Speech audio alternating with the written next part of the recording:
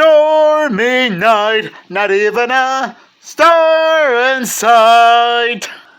On my way to where the sky is dark.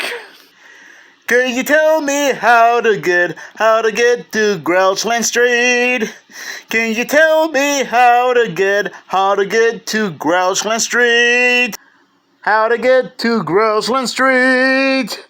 How to get to Grouchland Street?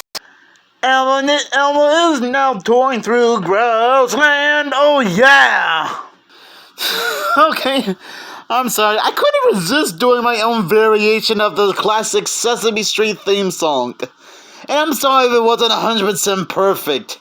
Can you blame me for trying? But anyways, if that variation of the Sesame Street theme song wasn't a giveaway already, I'm gonna be taking a look at another Sesame Street type movie that, frankly, I haven't seen in a long time.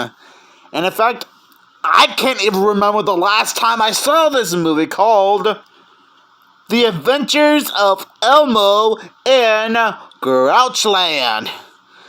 And man, try saying that name 5 times fast. And yeah, you can probably tell where this is going right now. This is actually the second Sesame Street theatrical movie. The first being Sesame Street's Sesame Follow That Bird, which I previously covered on the channel before, and sorry for the stuttering. And Cinder Elmo technically doesn't count, since that was technically a made-for-TV movie rather than a theatrical movie. Although you guys would make an argument in the comments about how this should technically be a Sesame Street movie. But aside from that, if any of you guys are like big Jim Henson / Sesame Street fans, which I honestly don't blame you for pointing that out in the comments below, I'm sure you guys might have heard about this movie at some point. Whether you saw it in theaters, on a VHS or DVD copy of it, or saw it on TV like I did. Well, technically I had like a home media copy of this. But just in case you guys somehow never even heard of this movie, which I don't blame you, here's the description. Co-starring Vanessa Williams and Mandy Patinkin, Elmo and his beloved blue blanket are irresistible.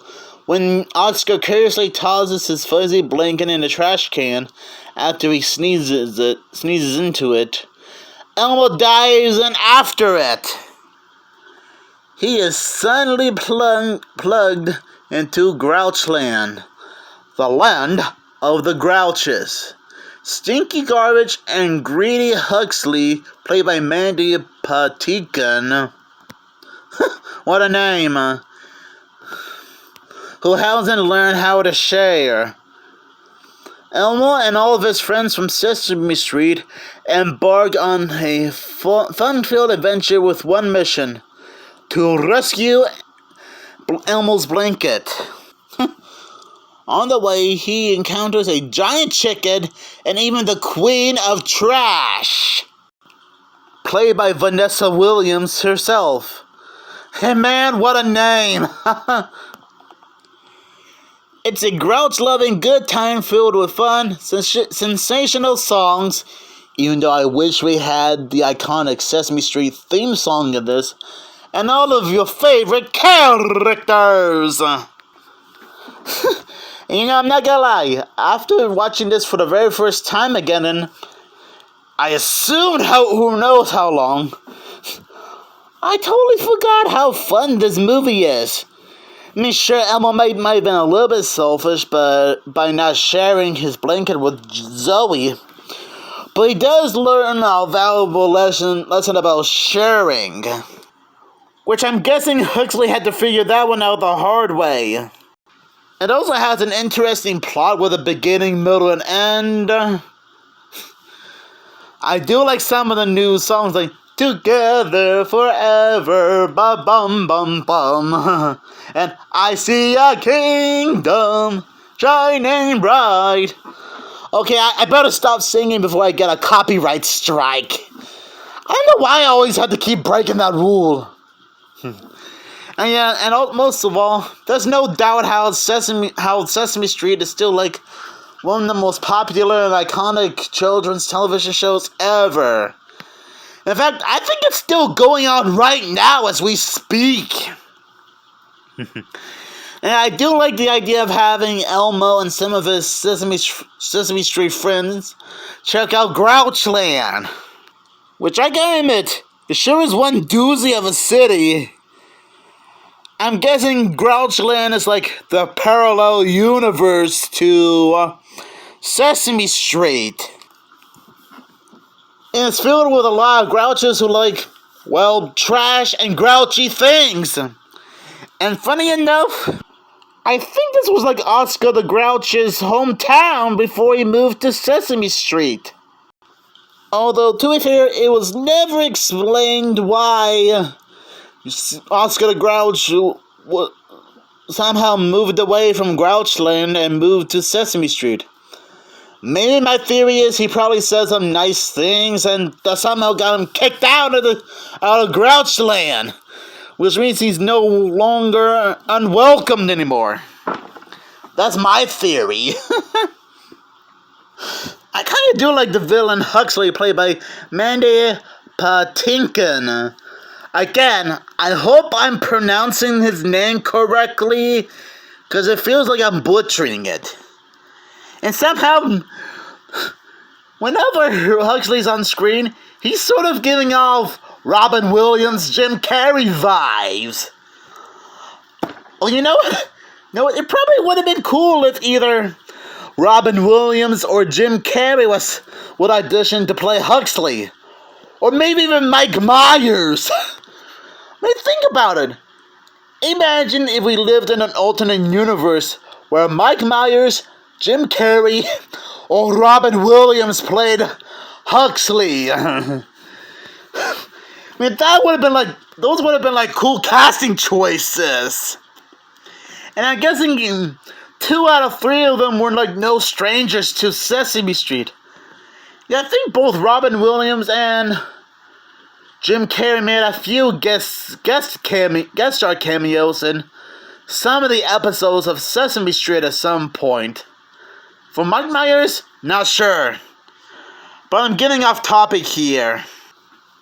Huxley is sort of like a greedy villain who's constantly taking all the Grouchlanders' items and keeping them for himself. Oh boy. I gotta admit, Vanessa Williams does a fantastic job playing the Queen of Trash. I mean, it is kind of cool that she gets to audition to play the Queen of Trash. It's great that we get to explore other parts of Grouchland, like Huxley's castle and a Queen of Trash's hideout, which no surprise that it is kind of like a junkyard. In fact, when Elmo was first tricked into going down there, he's captured by 2 junk henchmen, and Elmo says, "This place looks like junk." Although, granted, that could have been like a compliment. But I guess to the Queen of Trash, it's kind of offensive. Yeah, I guess Grouchland has some oddball rules. And granted, they are like the opposite of our world, to be honest. But it's no big deal.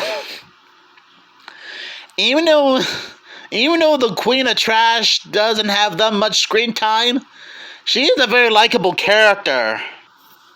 And yeah, I know that this movie might not be perfect, since some parents would often make an argument about how Elmo should have shared his blanket with Zoe, and that way they would not have gotten into a bit of a fight.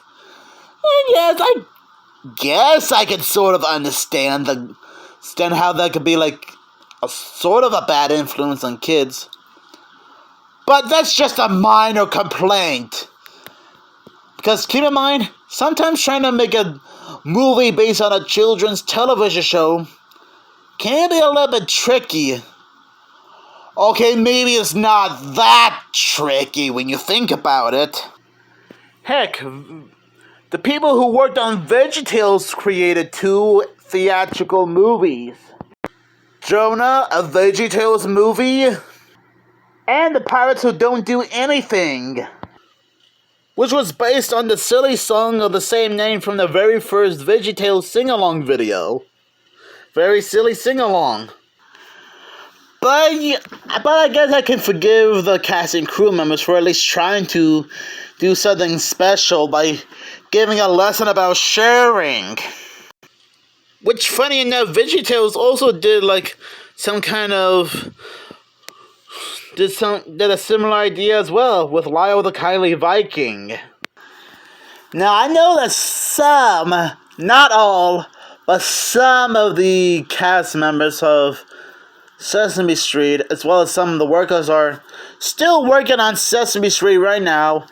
And I know that some of the actors who played like Maria, Louise, Bob, Gordon, and Susan, for example, and Gina were probably like retired from acting at this point, and probably moved on to other acting careers, or probably sadly died recently. In fact, I'm not even sure if Vanessa Williams and Mandy Patinkin are still like in the acting business right now after the release of this movie. You can always let me know down in the comments below what most, not all, but most of the cast of Sesame Street are up to now. And I'm wondering what happened to the Grouchland set. I'm not sure if that was like taken down after filming got wrapped up, or probably on display at some kind of museum somewhere.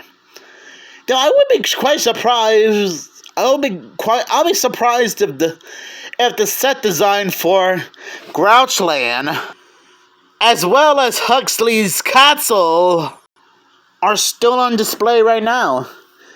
Man, wouldn't that be cool if some of the sets from Elmo and Grouchland were like on display at some point at some kind of Hollywood museum or something? Cause that would have been cool. But I guess I shouldn't get my hopes up too much, since I assume there's like a slim chance of that happening. But it doesn't hurt to know what happened to the set of Elmo and Grouchland.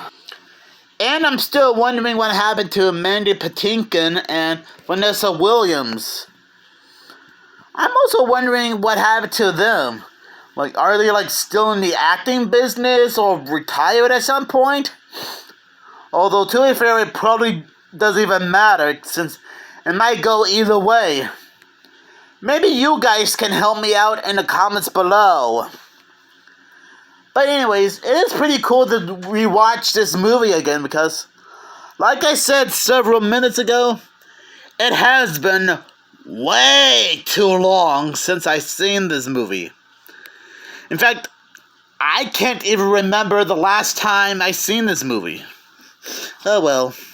I also do like how Oscar convinces the citizens of Grouchland to cooperate for once and take down Huxley, along with some of Elmo's friends from Sesame Street. Zoe, Big Bird, Cookie Monster, Gordon, and Maria. And sure, maybe some of the Sesame Street characters might not have a lot of screen time, but it's no biggie.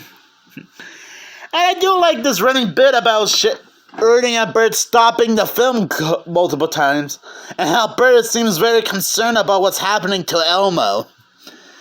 I mean, Sesame Street is no stranger to breaking the fourth wall, let alone any other Muppet movie that broke the fourth wall. Which really seems to be a bit of a running theme in most Muppet-related projects, and how they would often break the fourth wall from time to time. Just saying.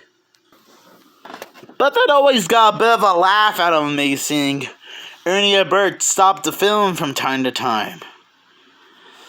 But anyways, it was a real treat watching this movie again. And I guess it is an okay movie. Might not be perfect, but still an okay movie, so I'm probably gonna give it 3.5 stars out of 5. 3.5 stars will make that 3.5 trash cans out of 5. That's a bit better. So thanks a lot for checking out this review of The Adventures of Elmo and Grouchland. And man, that's such a mouthful of a title. And I dare you guys to say that 5 times fast. And I think I mentioned this in one of my home media collection videos, but there was even a sing-along video tie-in for the movie.